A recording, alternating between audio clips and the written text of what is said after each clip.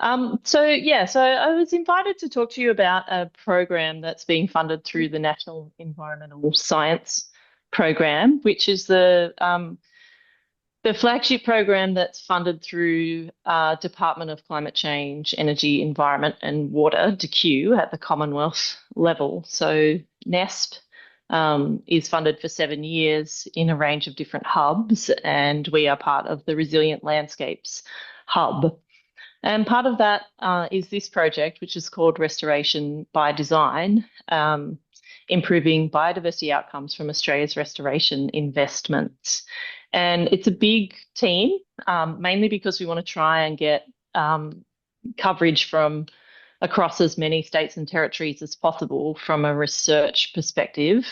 So our nominal project leads are Martin Breed and Jake Robinson, who are at Flinders University, who some of you may know and work with over the years. And then Vanessa Adams, who is a professor of spatial conservation planning at University of Tasmania and works on various things, including environmental economics. And then myself, I'm at Hawkesbury Institute. We also have Professor Susan Lawrence, who's at James Cook University up in the wet tropics region, and Angela Dean, who's at University of Queensland, who is a social scientist. So we have a range of different sort of East Coast based groups, but we're also working across the country where possible. And on that note, I am working on Darug country today in Western Sydney, and I acknowledge the traditional owners of the country throughout Australia where we're all joining today and recognise their connection to land, waters and cultures. So the project AIM, it's a 3-year program that's funded through funding to each of those university stakeholders. And our first aim, really an overarching aim, is to improve ecosystem restoration in Australia. But our particular focus is on improving the biodiversity monitoring and understanding of biodiversity benefits of restoration projects. So, I mean, I feel like everyone who's on this call has this type of project aim when they're going about some kind of restoration program. And so I'll take you through some of the more specifics of what we do. But the broad activities that are being undertaken under this banner are firstly to build together a coalition of research end users, which we kind of call stakeholders, I guess, but people who would actually take up the information that comes out of the research that we do and turn it into on-ground insights or into guidance for landholders or policy change within DECU, especially with the emergence of nature repair markets and activities. And part of that has been in the first year to really co-design projects as much as possible with stakeholders, and each of the different university nodes of the projects have been working with different, more local stakeholders. And then also to kind of leverage the funding that we have into larger projects within our states or our regions. And I'll give you some demonstrations of ways that we've done that.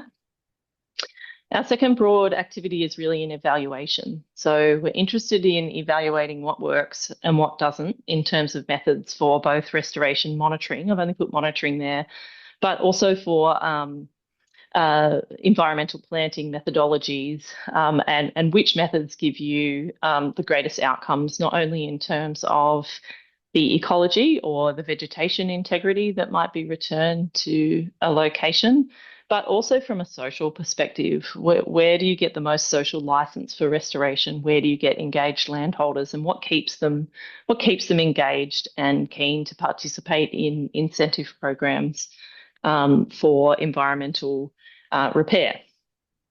And then thirdly, to evaluate, again, biodiversity outcomes of these key restoration projects. So we have a range of different, I'll just jump through these because some of you actually work for these organisations, but this is our kind of assemblage of groups. Oh, Bush Heritage dropped off for some reason. Oh, there we go. There's Bush Heritage. This is a sort of assemblage of research users who are interested in the outcomes of this project or have been involved in devising what types of studies that we'll undertake. In particular, for my group, it's New South Wales DECU, Department of Climate, Energy, Environment and Water, both their restoration science branch and also their koala science branch. They've invested a lot of money in New South Wales in koala habitat restoration and also in long-term restoration and environmental planting programs. And we've been working with them to evaluate the outcomes of those. I'll tell you a bit more about those projects.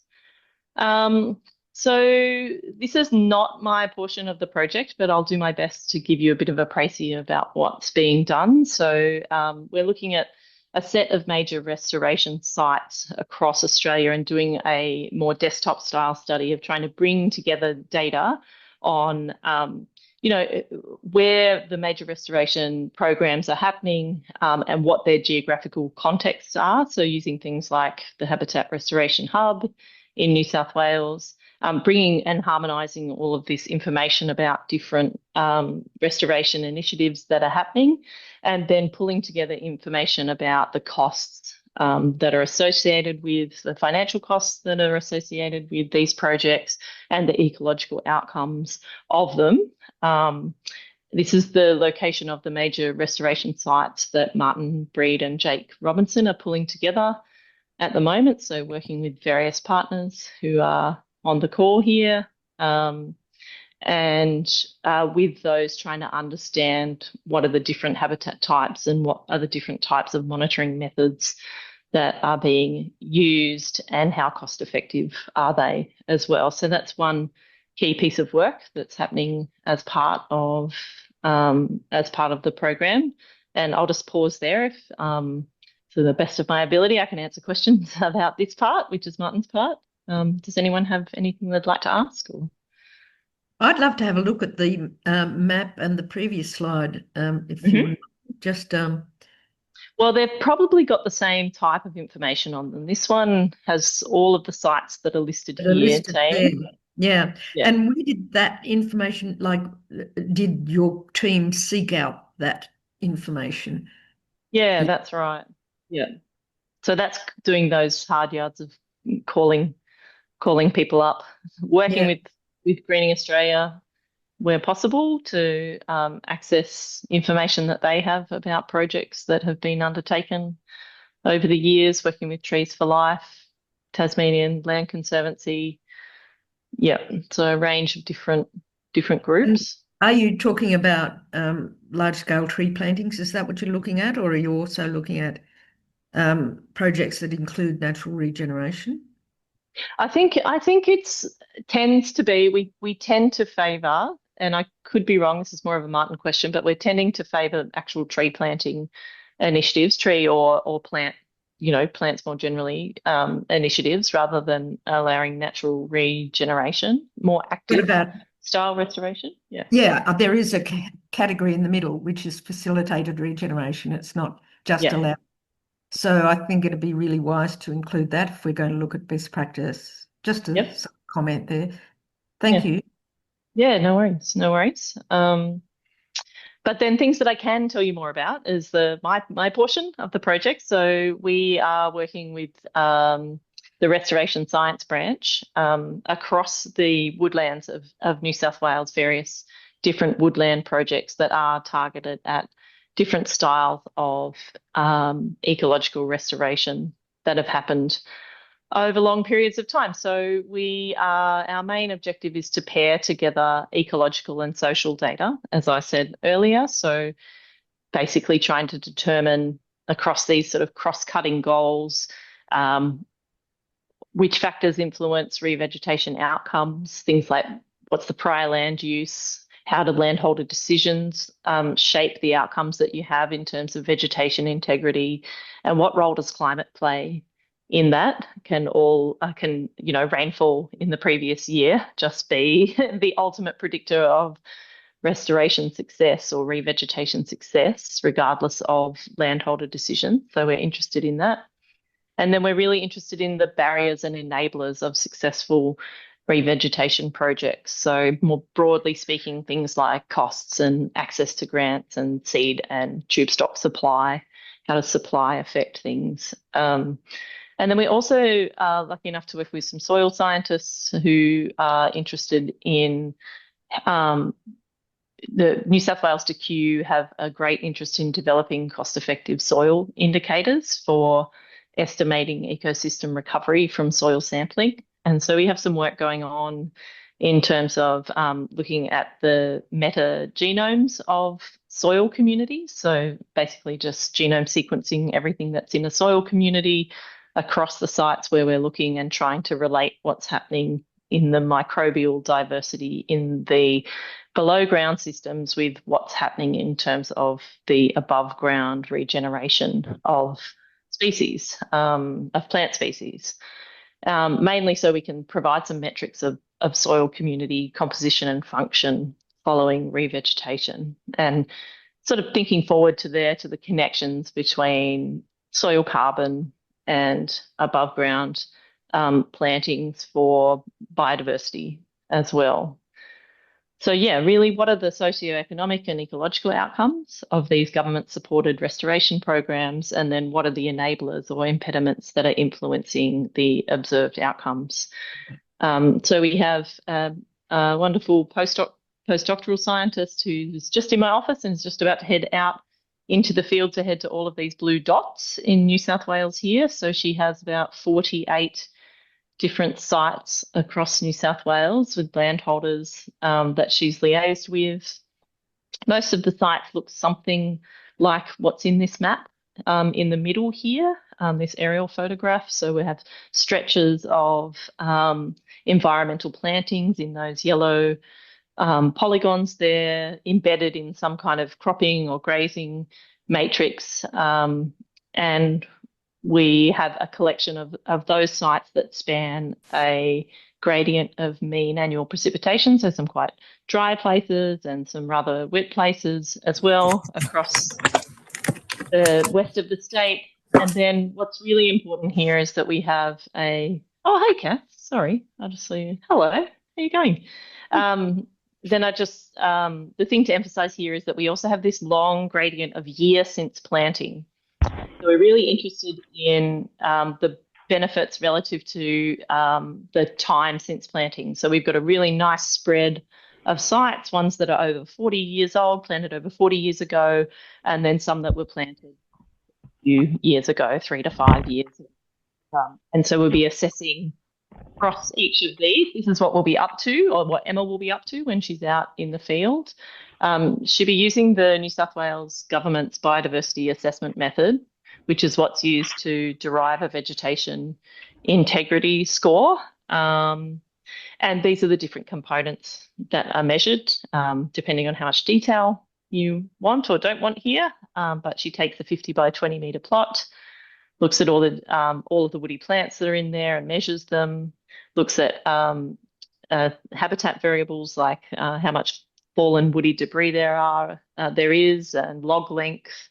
And then within that 50 by 20, she's taking a 20 by 20 metre plot and doing full floristics, including growth form, species cover, and abundance, and taking soil seed bank samples for a secondary study that we're interested in pursuing.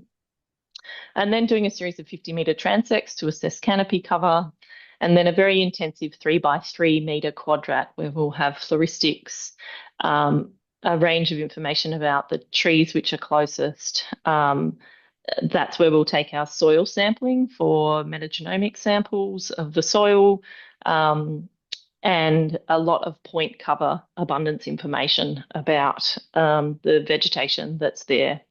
And then these 1 metre ground cover plots. And alongside that, we will have New South Wales DQ staff who are social scientists coming along to site or calling the corresponding landholder and holding a formal landholder interview for each property or site. And these will include we're just finishing the interview pro forma at the moment, but it's an interview of about 70 questions, which sounds like a lot, but they're very sort of quick questions with tick box kind of questions to understand land use intensity, to understand the actions that they undertook in preparing and maintaining sites, and to understand, how much did they financially invest in revegetation. With the hope that we can put these two things together to analyse and draw out insights. And so that will be 2026. That will be our program for 2026, undertaking those analyses, and then also following up with a second program, which was where we have some previous treatment control pairs, where we had a baseline survey of these. So the treatments might have been an environmental planting or destocking, and then a nearby control plot where they didn't undertake that. And we have baseline surveys for those from 2009 or 10, and then monitoring surveys again a few years later. And our plan is to revisit and conduct follow-up surveys for those in 2026. It's just re-finding all those landholders and asking their permission to come on their land, which is the most time-consuming part, actually. So I'll pause again there if people have a question about the work that's going on at Hawkesbury. But if not, I can also tell you a bit more about the Tasmanian work. No? Okay. Yeah.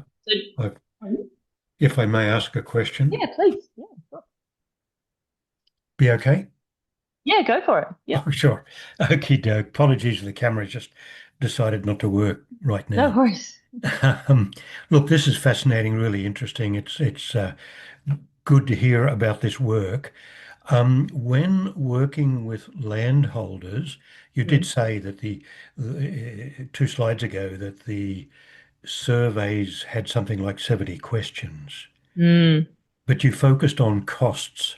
And I would have thought the much more important variable, which may be already there, but you didn't list, is benefits or perceived benefits of all types, not purely productivity, but the wider sense of the landholders as to why they wish to change their practices. And that's the driver, whereas the costs is just is a dimension and not very informative, I think, in relation to the behavioural changes. Yeah, that's a great point, John, and it just means that I need to revise the slides more than we need to revise the program, because that's Yep, actually sure. that's Okay. actually pretty core to what they're interested in, at least within New South Wales DQ. They really want to know how to motivate landholders and what gets in their way. What gets in their way when they want to engage in nature repair activities, or whatever you want to call them, restoration activities. What are the things that enable them, and what are the barriers to that? And yeah, asking them those questions is, I'm probably just a bit poor at representing the social scientists in the group, actually, because I'm the ecologist. So yes, point taken. I shall revise the slides so it's clearer for those guys, because they're putting a lot of effort into writing a really comprehensive interview. Andrew, Thanks. did you ask something? Hello, Strong. Yeah, the genomics component is very interesting, especially for a bush regenerator like me. Yep. To start looking at some of those processes that dictate, the quality of restoration sites. So be very interested to follow up on that, see what happens. Oh, that's great. Yeah, it's just a recent collaboration. I've worked with the scientists before, but we realized that they'd been off doing similar types of studies, looking at grazing properties versus revegetated locations on those properties. But we sort of realized there's a bit of a disconnect, because you can't, unless you have sites that haven't been revegetated but have had grazing stopped on them, it's really hard to pin the changes in soil microbiota to the revegetation practice itself.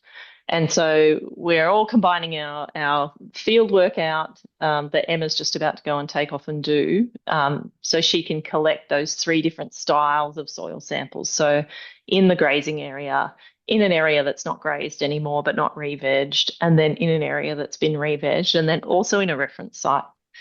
so we'll have a nice continuum of, what happens. Like some of our preliminary data from the previous work that they've done is really interesting because it's like, oh, look, there's quite a lot of bacteria that are involved in carbon storage or carbon creation and storage that are upregulated in places that have had re-veg versus places that are grazed. But we really want to get at, like, is it the re-veg that's driving that, or is it just the lack of cattle that's driving that? So, yeah, it's an interesting space. Yeah. I guess for me that would that could possibly be an indicator of where best we should do projects, like what Yes. sites from I'm coming from a biodiversity outcomes. So where best to spend our money for the best regen, best restoration, and that could possibly be a dictator of that. Yeah, that's really a very helpful insight for us, because we think of it as just the other way, just a plain old science question of like, oh, where are the changes? But yeah, actually using it to direct where you'd put in, where you might advise a landholder to even attempt restoration. Yeah, thanks, Andrew. That's good. Yeah. So, team, do I still have time to take you through a bit of Tassie stuff, or do you need to move on to other things? Because I'm easy if you do. We've got a couple of minutes left. That'd be really good. Yeah. Oh, great. Excellent. Okay, well, I'll try not to take too long, but this is work from my colleague Vanessa Adams and her team at UTAS. They've been working in the Tasmanian Midlands, which has, been under active restoration for a number of years now. And their work's a bit more progressed, like to the point where you can read some papers from their work if you really want to pursue them, and you can reach out to me or Vanessa and we'll send you copies if you need.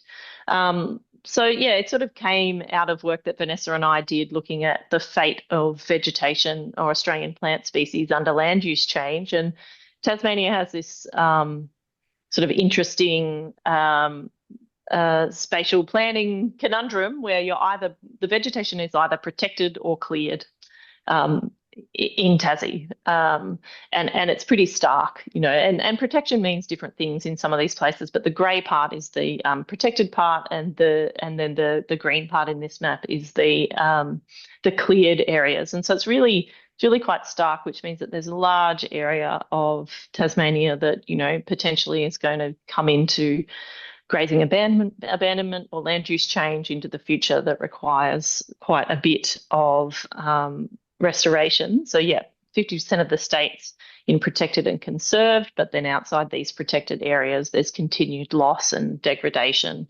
And then all of Tasmania is moderate to high priorities for the conservation of plant diversity as well.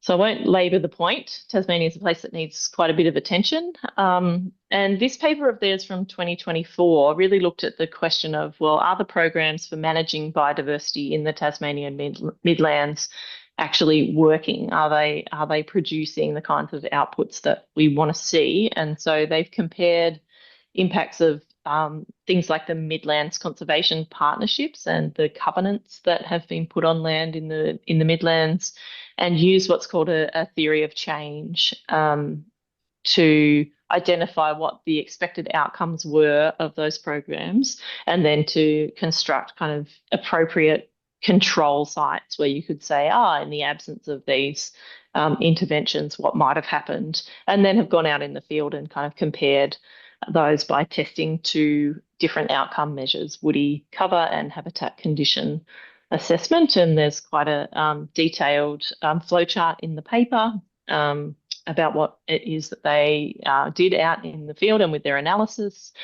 And what they found was that they can explain variability amongst the different properties with their program level monitoring. So there's about 10 years of monitoring data, and that explained about 70% of the variance in outcomes. So what they're monitoring can actually tell you whether you're getting a meaningful change in biodiversity or not. And that in itself is important for us to understand whether monitoring protocols are actually telling you something meaningful about vegetation change.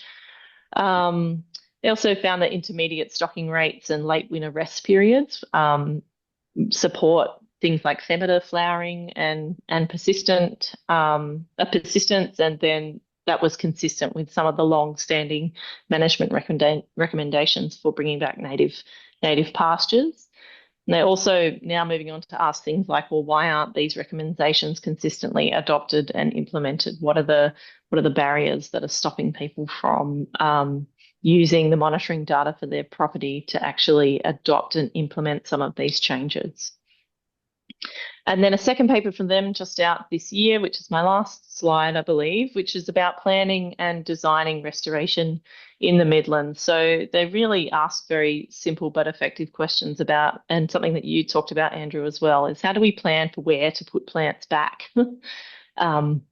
It seems like an intuitive thing, but actually, if you were giving guidance to a landholder who's never been involved in a conservation program before, these are the questions that they kind of thirst after. Like, tell me, where should I put these plants? What should I do? And writing guidance for them that's backed by evidence is important to our program.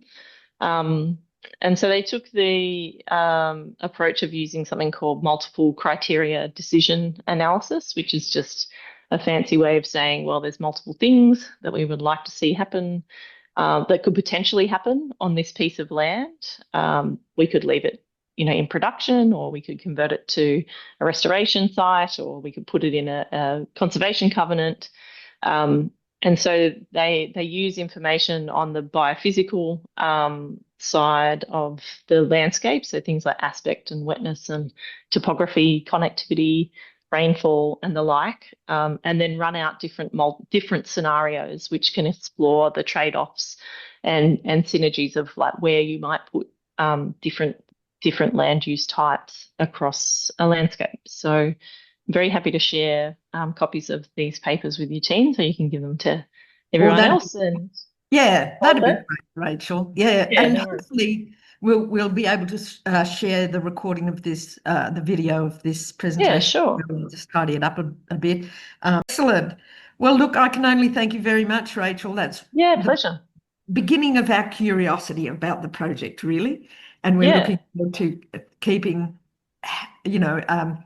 tabs on how it's going, just to hear how you're progressing over the years. That's really going to be very interesting. Oh, that'd be wonderful. Yeah, please let us know, and others, get someone else from the project to come and talk to you next time so you can hear and more if you about have any questions you want to circulate through the that specialise in restoration, I think RDA might be an opportunity for you to do that. So thanks so much. Yeah, that's a great idea. Yeah, we will. Thanks very much, everyone. Nice to see you all. Thanks. Thank you.